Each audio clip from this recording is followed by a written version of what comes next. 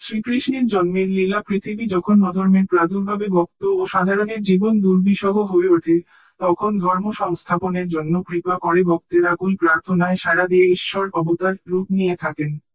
তখন তিনি সর্বগুণ যথা ঐশ্বর্য, বীর্য, তেজ, জ্ঞান, শ্রী ও বৈরাগ্য সম্পন্ন পূর্ণাবতার রূপে প্রকাশিত হন। সনাতন ধর্মের 10 অবতারের মধ্যে শ্রীকৃষ্ণ অষ্টম অবতার।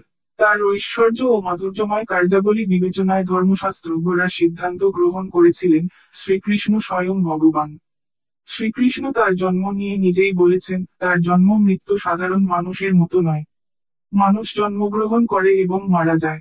তিনি বলেছেন, আমি জনরহিত হয়েও আবির্ভূত হই এবং অবিনশ্বর হয়েও অন্তর্ধান করে থাকি। আবির্ভূত হওয়া ও অন্তর্হিত হওয়া দুটিই আমার অলৌকিক লীলা। শ্রীকৃষ্ণের অন্য সব লীলার মতো তার জন্মলীলাতেও সুগভীর অধ্যাত্ম তত্ত্ব রয়েছে। দ্বাপর যুগে ভাদ্র মাসের কৃষ্ণপক্ষের অষ্টমী তিথির রোহিণী নক্ষত্রে বসুদেব দেবকীর কোলে কংসের কারাগারে জন্মগ্রহণ করেন শ্রীকৃষ্ণ। অষ্টমী তিথিতে দেবকীর অষ্টম গর্ভে জন্মেছিলেন বলে এই তিথি জন্মাষ্টমী তিথি নামে পরিচিত। শ্রীকৃষ্ণ কংসের কারাগারে যখন আবির্ভূত হয়েছিলেন, তখন কংসের অত্যাচারে অতিষ্ঠ ছিল রাজ্যবাসী। পৃথিবীকে পাপাভার থেকে মুক্ত করাই ছিল শ্রীকৃষ্ণের আবির্ভাবের উদ্দেশ্য। বসুদেব জীবাত্মা বা প্রাণ। বসু মানে প্রাণ, দেব মানে অধিপতি।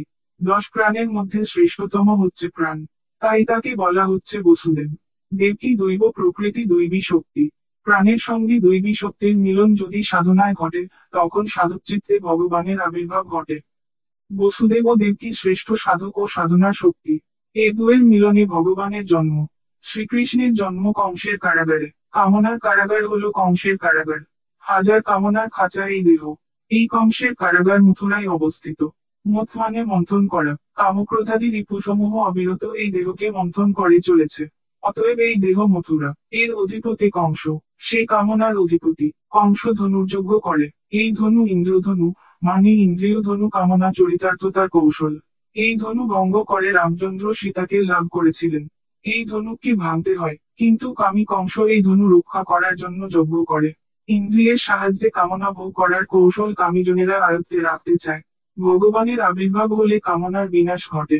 তাই দেখানো হয়েছে শ্রীকৃষ্ণের হাতে কংসের বিনাশ। শ্রীকৃষ্ণের জন্ম ভাদ্র মাসে। ভদ্র প্লাস শূন্য সমান ভাদ্র। ভাদ্র মানে মঙ্গল। এই মাস মঙ্গলকর হয়েছিল ভগবানের আবির্ভাবে। আবির্ভাব কৃষ্ণপক্ষে অষ্টমী তিথিতে। কৃষ্ণপক্ষ চন্দ্রের প্রমুখীয়মান অবস্থা। শাস্ত্রে মনকে চন্দ্র বলা হয়েছে। চন্দ্রের যেমন হ্রাস বৃদ্ধি হয়, মনেরও তেমন হয়। মন ইন্দ্রিয়ের রাজা। মন যতক্ষণ প্রবল থাকে, ততক্ষণ চিত্ত চঞ্চল থাকে। কৃষ্ণপক্ষের অষ্টমী তিথিতে মনশ্চন্দ্র অর্ধেক ক্ষয়প্রাপ্ত হয়ে যায়। তখন চিত্তে ভগবানের আবির্ভাব সম্ভব।